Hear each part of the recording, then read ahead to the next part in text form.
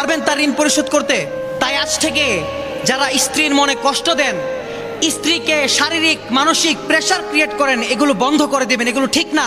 একজন ভালো মুসলমান কখনো তার স্ত্রীর সাথে খারাপ ব্যবহার করতে পারে না। শুধুমাত্র যারা দুর্বল ইমানদার আছে, যাদের অন্তরে আল্লাহর ভয় কম, তারাই স্ত্রীর সাথে খারাপ ব্যবহার করতে পারে।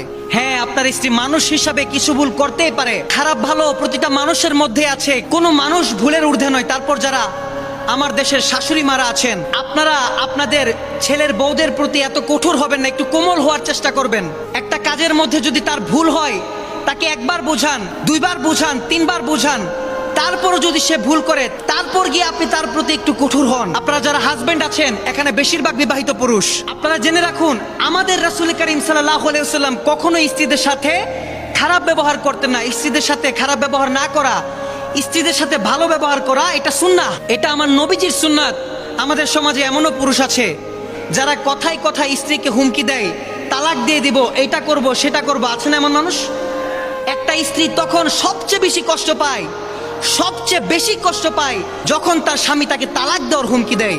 আমাদের রাসূল করিম সাল্লাল্লাহু আলাইহি ওয়াসাল্লাম বলেছেন, হালাল কাজের মধ্যে সবচেয়ে নিকৃষ্ট কাজ হলো তালাক দেওয়া। আপনি আপনার স্ত্রীকে সেই কাজের হুমকি দেন, এত নিকৃষ্ট একটা বিষয়।